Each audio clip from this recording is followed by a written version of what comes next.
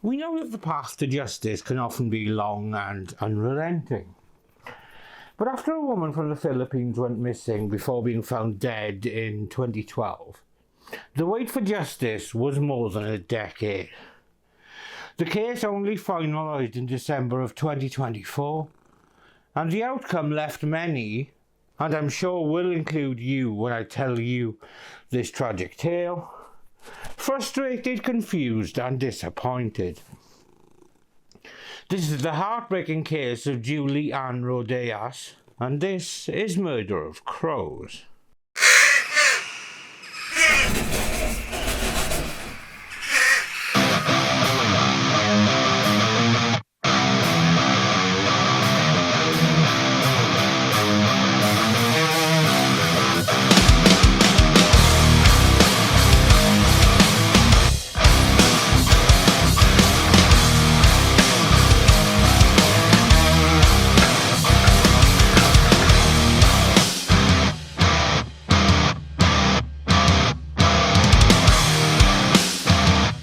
We've been to the Philippines before, and today we travel to Quezon City. Quezon City, also known as the City of Quezon and KC, read and pronounced in Filipino as QC, is the most populous city in the Philippines, and according to the 2024 census, it has a population of over 3 million people. It was founded in 1939 and was named after Manuel Quezon, the second president of the Philippines. It served as the capital of the Philippines from 1948 until 1976, when the designation was returned to Manila. The city was intended to be the national capital of the Philippines that would replace Manila, as the latter was suffering from overcrowding, lack of housing, poor sanitation and traffic congestion. To create Quezon City, several barrios were carved out from the towns of Caloocan, Marikina, San Juan and Pasig, in addition to the 8 vast estates the Philippine government purchased for this purpose. It was officially proclaimed the national capital on October the 12th, 1949, and several government departments and institutions moved out of Manila and settled into the new capital city.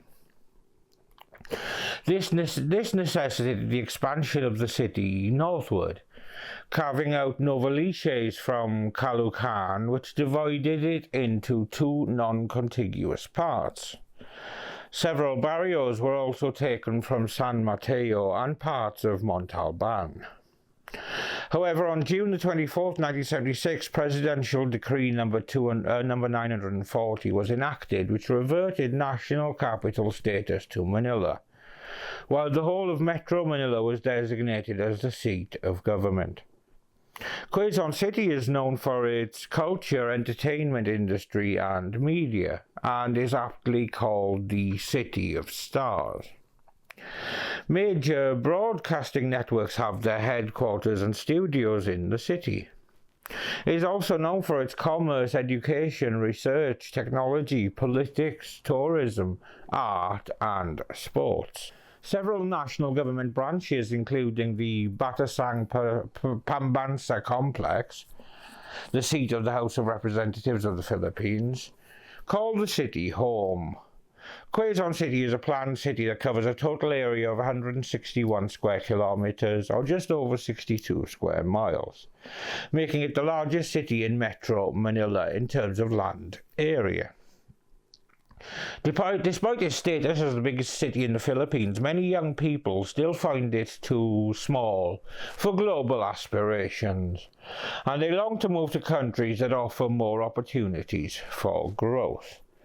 One such young person in the city in 2012 was 20-year-old Julie Ann Rodelas. Julie Ann Rodelas was born on July 14th, 1992 in the Philippines, and friends and family called her Jaja. She grew up in an ordinary home, not one of privilege or wealth, but one that in some ways was even richer, as she had people who loved her and supported her dreams. Her friends and family described her as warm, approachable, and full of energy.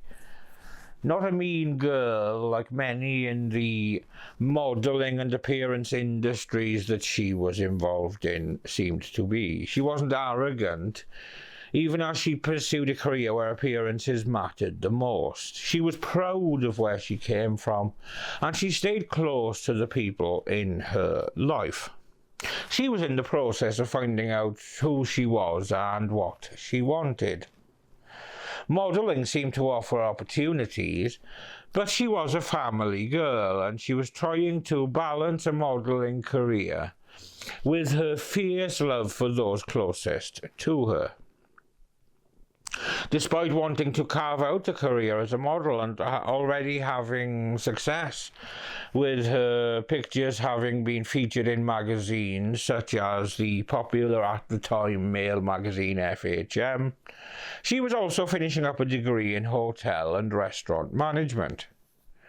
A hard-working student, making sure that she had a fallback in case the ever-changing beauty industry decided she was no longer needed.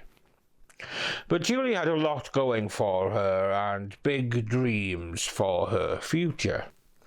Among Julie's closest friends was a fellow model named Althea Altamirano. Moving in the same circles, they'd often find themselves at the same events, and a friendship blossomed. Both were a similar age, sharing similar struggles and similar opportunities, so it was a natural fit. And soon to Julie, Althea was someone she trusted completely. Their bond gave Julie a sense of security and safety in an industry where competition means way more than a connection. But of course, friendship is complicated, especially in a high-pressure and cutthroat industry. And behind the scenes, Julie and Althea weren't immune to the drama that female friendships can come with. Their conflicts also included Althea's boyfriend, Fernando Quimbao Jr., known to everyone as J.R. On November the 6th, 2012, Julia told her mother that she was going to run some errands for college, and afterwards was meeting up with Althea, who had invited her to come to meet a TV producer who had asked to meet Julie specifically. And this sparked her interest, so she wanted to hear what was being offered. Julie's family, especially her mother, Luz Rodelas, was used to Julie sometimes coming home late or getting stuck at modelling and TV gigs. Not a traditional 9 to 5, certainly. So when she wasn't home by the time Luz went to bed, she wasn't particularly worried. It had happened many times before. But the day after was a different matter. The whole family continually tried calling Julie, but each time there was no answer. They had no idea that before long they would get the news that no parent, no sibling, no family member ever wants to hear. Hours later, she was found shot to death on a quiet street in Quezon City. In her hand, she clutched a McDonald's receipt. It was a detail so small it could easily have been overlooked. Yet, down the road, that receipt would become the key that cracked the case wide open, pointing police not to strangers, not to nameless predators, but to people Julie knew, people she trusted. And the person at the centre of it all was someone she had trusted like family. That morning at around 5 a.m, passers-by in Cubao, Quezon City, found the body of a young woman.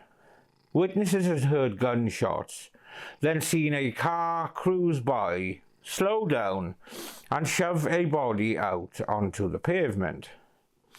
The unknown female had been shot several times in the face and chest, execution style, pushed out of the vehicle, and left for dead on the cold pavement. Although she didn't have any ID on her, she was still clutching a bag with food inside, a McDonald's burger and its receipt. The receipt was time-stamped 2:33 a.m. and that scrap of paper would become the key to solving the entire case.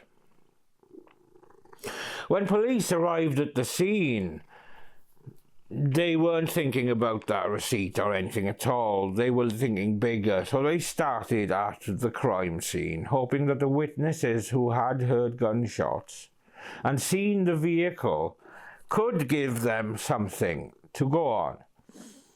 The crime scene was essentially in a semi-residential area. A school, a church, and several businesses were in the area where the body had been dumped.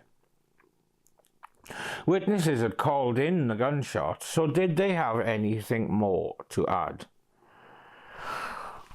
Well, detectives were in luck, because when they canvassed the area, witnesses told them that when they had rushed to their windows, they had seen a dark Mitsubishi Montero speeding off.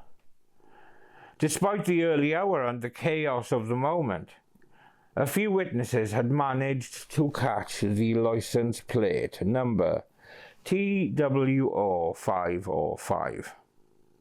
Now, this license plate for investigators was gold. They now had a vehicle to trace. But in the Philippines, these processes are an awful lot slower. So even with this solid lead, they didn't know who the victim was. This young woman left lifeless on the side of the road, because the two separate strands of our story had yet to converge.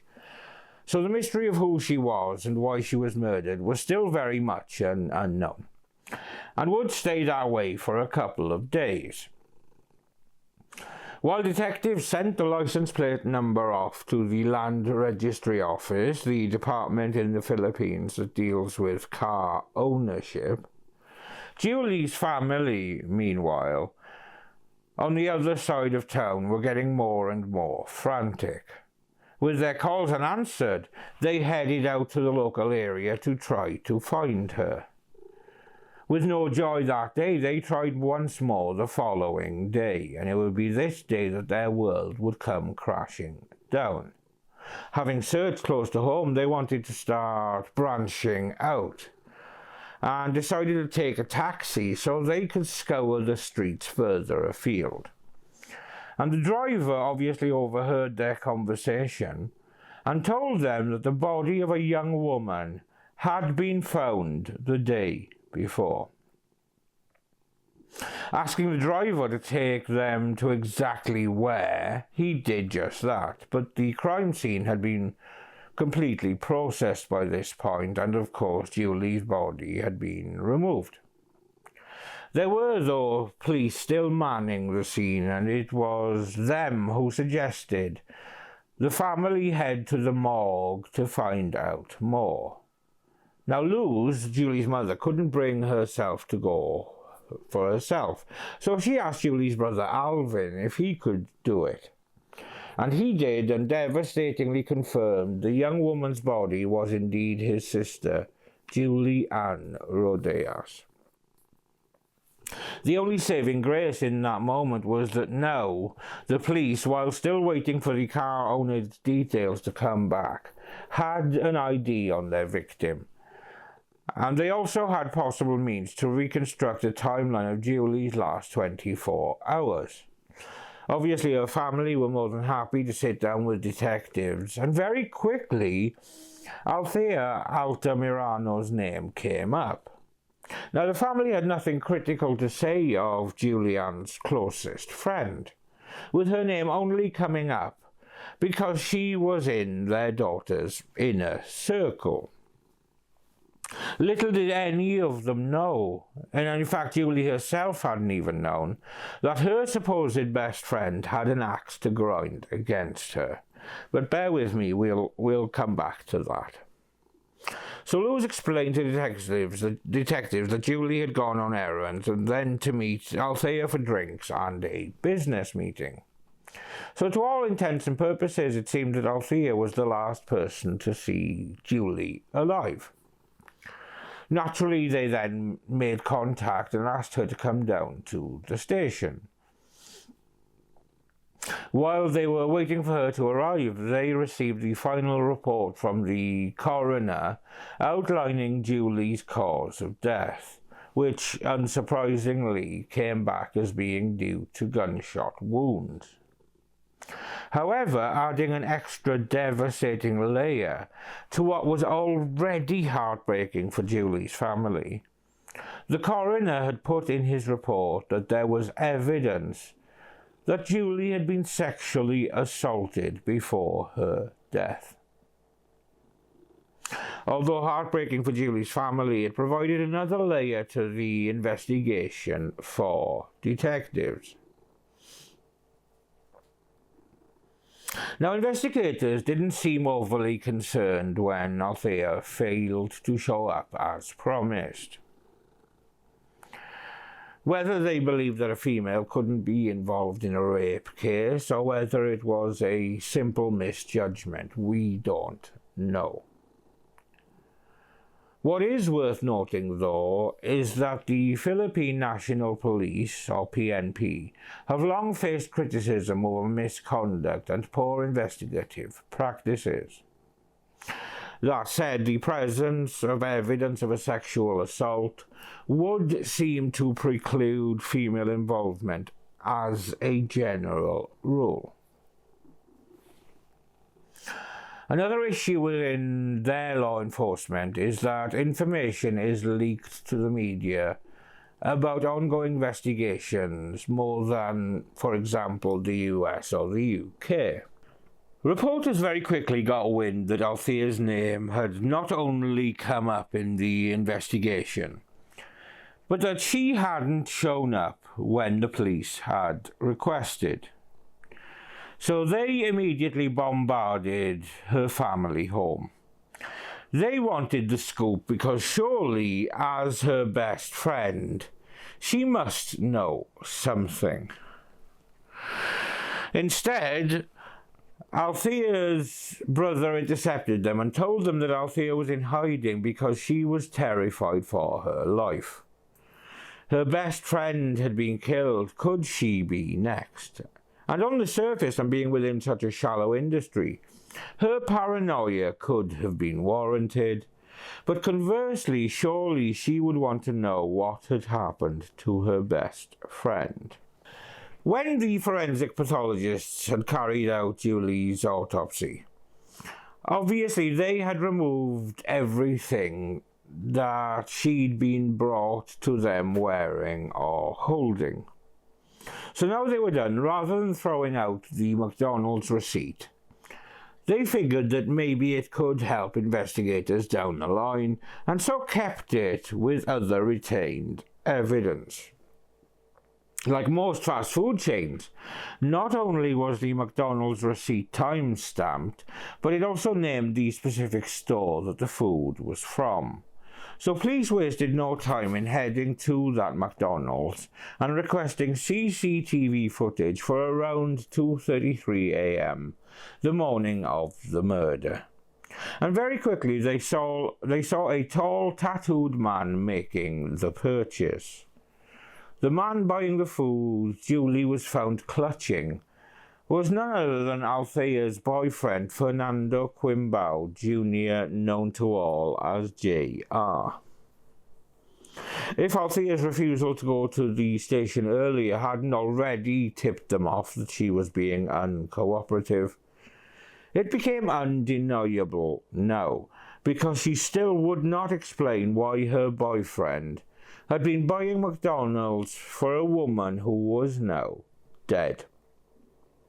In fact, she wasn't even at her parents' home anymore. According to them, they didn't know where their daughter was or why JR had been seen buying the McDonald's food found with Julie's body. But police weren't prepared to let it drop. They asked them what car JR drove, and hello, they no longer needed to wait for the Land Registry Department to come back to them. Because not only did they confirm that JR drove a Mitsubishi Montero, but they also gave detectives the license plate number TWO505. an exact match to the number that witnesses at the crime scene had seen dumping the body before speeding off. But before they could tie things up, there came a bump in the judicial road. Both Althea and JR were now nowhere to be found. Officers had tried to locate both of them to bring them in for questioning, but hadn't been able to find them. So undeterred, they set up surveillance of JR's family home, and their patience paid off. Because after days of inactivity, they saw JR's dad, Fernando Quimbao Sr., driving away. They followed him an hour north to the town of Apalit, Pampanga. And Fernando Sr. pulled up in the residential area and went inside a nipa hut, which is a house on stilts native to the Philippines. Not only sitting outside was the Mitsubishi Montero license plate TWO505, but as he walked in, investigators saw a woman. Inspector Elmer Monsalve, head of the homicide section, said in an interview later that he wasn't sure if it was Althea. So he called out her name, and immediately she said, "Po," a word effectively meaning yes, which was essentially confirmation that she was indeed Althea. Inside, not far from her, was JR. The couple had been hiding out, avoiding the heat of the investigation, but thanks to the police's patience, they had been found. Right there and then, on the evening of November the 10th, 2012, only 4 days after Julie's body had been dumped, both Althea Altamirano and Fernando J.R. Quimbao Jr. were arrested. Once in custody, JR denied any involvement in the crime, but Althea had something interesting to say. According to her, she and Julie had first watched a movie at a mall. Afterwards, they needed a taxi, so headed along a boulevard in the direction of the World Trade Center, Manila. Suddenly, a car drove up to the two women, stopped, and 2 men jumped out. They grabbed Julie and forced her into the back of the car before driving off, leaving Althea in shock at the side of the road. A Pasay City police officer saw her at the side of the road when he was driving along, just after Julie was abducted. He stopped and she told him her friend had just been abducted. Now, the Philippine police weren't exactly connected up between departments, so this report never made it to those investigating Julie Ann's death. Shit on a stick. Althea insisted she had nothing to do with Julie's kidnap and subsequent murder, and nor could she remember the make or model of the vehicle. Police decided they weren't having it. They had witnesses placing her boyfriend's car at the crime scene and CCTV footage showing him buying the food found in the bag that Julie was holding when she was found dead. Althea's story was obviously more than a little bullshit, and after more pressure, she finally cracked. Althea Altamirano admitted that Julie's abduction wasn't random, it was planned, but she insisted murder was never supposed to be part of it. She explained she had just wanted to scare Julie and teach her a lesson. On the surface, their friendship had looked solid. 2 young women in the same world, same modelling industry, even calling each other twin in Facebook posts. But behind the scenes, Althea said things weren't good. Well, not from her point of view, anyway. Althea said that she was angry with Julie. She accused Julie of talking behind her back, spreading information that she wanted to keep private. Althea had children, and apparently Julie had been telling people in their modelling and showbiz circles. which, yes, was true, but in an industry that wants youth and marketability, being a 23-year-old mother of two could shut doors. In fact, Althea believed it had already cost her jobs. Althea saw this as deliberate sabotage, and she wanted Julie to pay for it. That's when she had turned to her boyfriend, Fernando J.R. Quimbao Jr.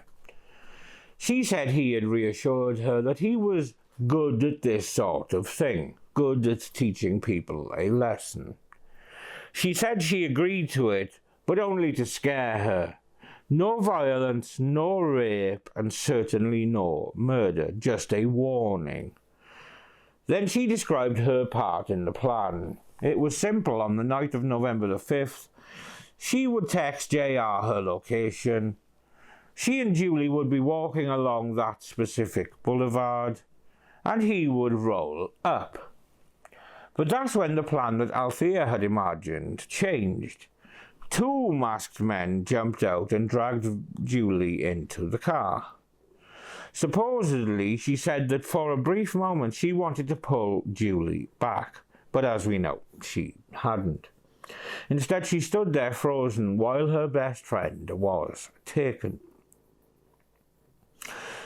She also said that JR never told her about Julie being dead, and the first she knew about it was when her sister texted her 24 hours later. Between sobs, she insisted that she had never wanted it to go so far. She had shouted at JR, demanding to know what had happened. According to her, JR said he didn't know anything and assured her that he had hired men to do the job for him, and it was they who had taken it too far, not him. Despite JR initially telling detectives in his interrogation that he knew nothing, they now wanted to hear his version of Althea's account. And again he denied everything, and then he tried to distance himself completely by pointing the finger at another man, someone called J. Waraji, while trying to downplay his role, saying he knew nothing, did nothing, and it was all J. He let something slip. He told police that J. had supposedly taken Julie to a safe house after the abduction. Detectives immediately noted the slip-up. If he truly wasn't involved at all, how would he even know where Julie had been taken? By mentioning the safe house, JR wasn't distancing himself. He was practically confirming he had inside knowledge of the abduction. What a star. With that, police sprang into action. JR was clearly involved, but they also believed he hadn't acted alone, and that he was telling the truth about the existence of at least one accomplice. Acting on the information he had given them, they planned a raid at the safe house located inside the Salam compound, just outside Quezon City. Now, compound in the Philippines basically just means a residential area. JR accompanied detectives to the safe house so they could identify the correct building. When the raid went down, 3 men were inside. 2 were arrested alive, J. Waraji and Gelen Pasawilan. The third, Fahad Bob Usman, was killed during a shootout with police. Once in custody, J. quickly agreed to cooperate. In fact, he went so far as to become a state witness, laying out his own version of what had happened. According to him, the person who set everything in motion was Althea, but with JR giving out the actual orders. J. said that before Julie was kidnapped, he'd been told that Althea felt betrayed by Julie for spreading the fact that she had kids, which in Althea's mind was sabotaging her career. As we know, that matched up with what Althea had said. Because of that, JR had enlisted him and 2 other men to grab Julie that night. He admitted to being part of the abduction itself, but when it came to the rape and the killing, he vehemently denied he had anything to do with it. He then pointed the finger at the 2 other enlisted men, Efren Talib and another who only went by the alias Aldos. According to him, JR, Efren and himself all waited in the car near the World Trade Center waiting for the 2 women to appear. Once they did, they put on face coverings to hide their identities, drove up to them and grabbed Julie. The next stage of the plan was to take Julie to the safe house, except J-Ma had messed up. How? Well, while talking, he had accidentally used JR's real name, a name that of course Julie knew. She wasn't just friends with Althea, but also Althea's boyfriend. J-Ma was meant to use the fake name they'd previously agreed on, but in the heat of the moment, he had slipped up. Jesus Christ on a bicycle, you can't get the fucking stuff. Instantly, Julie had started pleading with JR, saying that they were friends. Why was he doing this? But JR ignored her. Instead, once she was ensconced in the safe house, he left, leaving Efren and J-Ma to watch her, along with 2 other random lookouts stationed outside the property. J-Ma continued his version, saying that after J-Ma left, he also left, going home to get some sleep, which is when Efren had raped Julie, something he was told after the fact. A few hours later, he was frantically woken up by one of the lookouts from the safe house, saying that Efren had invited another man over, and they didn't know what to do. When J-Ma got back there, that's when he met the man who they all only knew by the name Aldos. It turned out that Efren had decided to pimp Julie out to a buddy. Classy, Efren, classy. When J-Ma walked in, Aldos was holding a gun to Julie. Shouting, he told him to get away from her, as that was not part of the plan. Aldos got angry, so the compromise was that J-Ma could rape her too. J-Ma refused and instead waited for JR to come back, which around 3 a.m. he did, with a bag of McDonald's in his hand. He gave it to J-Ma and told him it was for Julie. And where was Julie? Still in the back room with Aldos. He walked in just as Aldos had finished assaulting her. Handing Julie the bag of food, she'd refused it, and said she'd eat once she got home, and could they please take her back now. It was Aldos who apparently said that if she ate it now, they would then take her home, so she reluctantly took the bag from him. Although, as we know now, she never took the burger or the receipt out of the bag, just clutched the bag tightly. All of a sudden, in a flurry of activity, Julie was then dragged back to JR's Mitsubishi Montero. What Julie didn't know was that JR had already ordered Efren to kill her, which I guess was plan B after J-Ma had used his real name, and Julie now knew who one of the captors was. J-Ma went home, he said, after he watched Julie, JR, Efren and Aldos drive to what he thought was Julie's house for her safe return. He later found out that Aldos had shot her, followed by Efren, and then they had both fired 3 more times as they pushed her body out onto the pavement, where she lay with that bag of McDonald's still in her hand, and where we started off our whole investigation portion of this story. So police had Althea, they had JR, and they had J-Ma. Now they just needed Efren and Aldos. Now, you may remember that another man had been arrested alongside Jamar and another killed. Well, neither of those men had anything to do with Julie's kidnapping or death, resulting in the surviving man being let go. What a fuck up. Although this man was no angel and actually had other totally unrelated charges laid on him, they aren't part of our story, and he was just a passing cockwomble. But Efren and Aldous, though, were involved and needed to be found. So a manhunt began, and while JR, Althea and Jamar were formally charged with murder, plus an extra firearms charge for JR, the police were trying to find the two other men. Tracker teams were deployed to sweep the pair's known hideouts, safe areas, and contacts in a bid to locate them.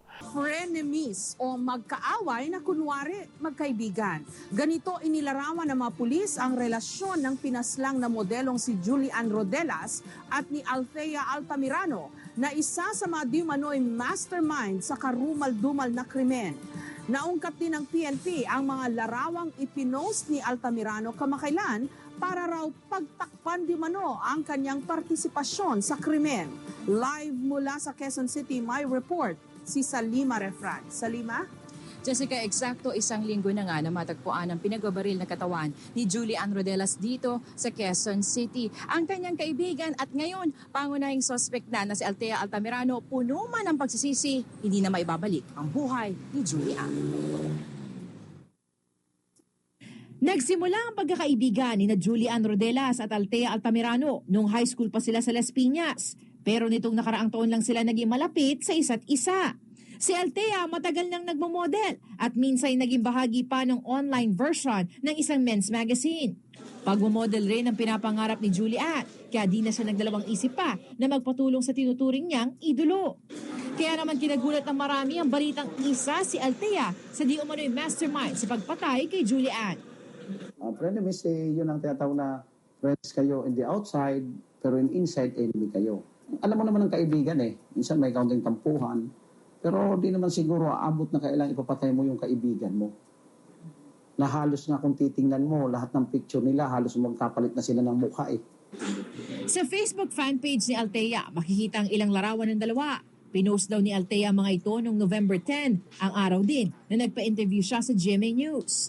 Ayon sa pulisya, tila gusto raw palabasin ni Althea na mabuti at matalik silang magkaibigan para hindi siya maisipan ng masama. Ang nakapagtataka pa, kalaunay nawala ang page ng suriin na muli kaninang umaga. Muli namang tinanggi ni Althea na may kinalaman siya sa pagpatay sa kanyang tinuturing daw na kambal. Hindi ko po alam na ganun yung gagawin nila. Sorry po, alam ko po kahit anong sorry ko, alam ko kasalanan ko. Wala na rin maging ang Facebook account ng nobyo ni Althea na si Fernando Quiambao Jr. o JR na isa rin sa mga tinuturong mastermind ng krimen. At sa pagkuha ng kanyang mugshot at fingerprints kanina, pinili ni Quiambao na manahimik. Kayo yung sinasabi ni Waraji na nag-hire daw ng mga tao? Hindi po totoo yun, sir.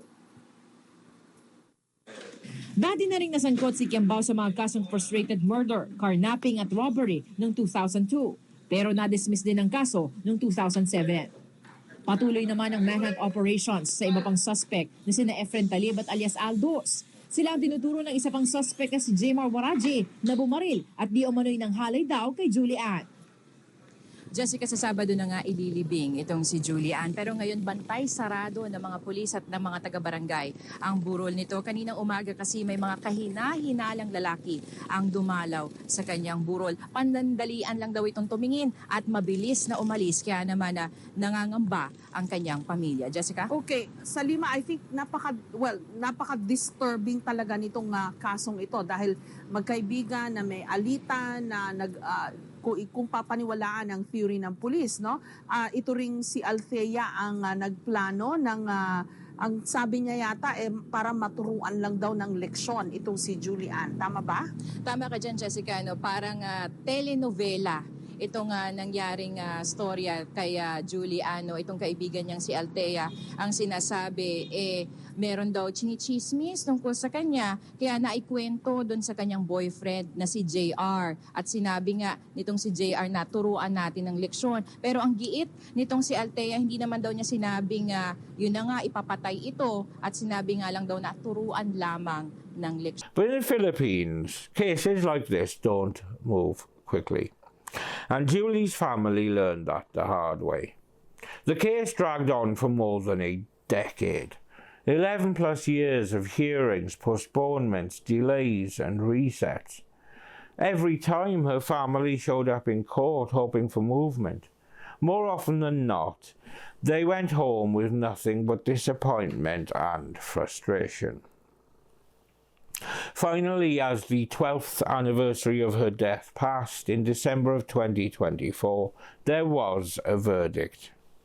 First, Fernando J.R. Quimbao Jr., the man who Julie recognized in the car, the man who gave the orders, was convicted of murder and sentenced to something called reclusion perpetua, which is a sentence holding a minimum of 30 years and a maximum of 40 years in prison. He was also ordered to pay 500,000 Filipino dollars to Julie's family, about £6,300. Now brace yourself for this. Althea Altamirano. The court acquitted her of murder, and she was found guilty of kidnapping and ordered to pay 100,000 Philippine dollars in damages, about £1,250, but no further jail time. Yes, you heard me, the mastermind was free to go. In court, Althea apologized, saying, "I didn't know they would rape and kill her. I'm sorry, I know it's my fault." Which I guess is pretty much cold comfort to the family of Julianne. And actually, Julianne's family didn't buy it. They believed the conspiracy between JR and Althea was obvious, and that Althea shared responsibility for everything that happened. They left court devastated and vowed to appeal the acquittal. And while those verdicts made the headlines, let's not forget the others. J. Mawaraji, who had flipped and became a state witness, walked away under government protection. His testimony was the backbone of the case, and he got full immunity for it. What about Efren Talib and the man known only as Aldos? Today they have charges of murder and rape ready to be laid, and despite tracker teams having been supposedly deployed to hunt them down, they have to this day never been caught. As far as public records show, they've never faced a judge and never stood trial. So while JR faced the brunt of the punishment, and rightly so, it is still a fraction of the justice that Julianne Rodelas deserved. Julianne was a young shining light, not just in the modelling world, but also in the eyes of her loving family. She was starting out in a difficult industry, but she had the looks and attitude to be successful. And if she was to start making strides, she would no doubt have opened doors for her best friend along the way. And therein lies the difference between these two seemingly similar women. Julianne was betrayed by the person she trusted the most outside of her family. This episode is absolutely dedicated to this precious young woman, whose only crime was perhaps being naive and too willing to trust. I send love to all of those touched by this crime, especially her family, who are still seeking full justice for Julianne. Thank you for watching another episode of Murder of Crows. I hope this new year is treating you well, and that you are treating yourself with kindness. Please like, share, subscribe, yada yada, you know the drill. But with that said, I'm Steve, this here is Samson, and we will see you when we see you.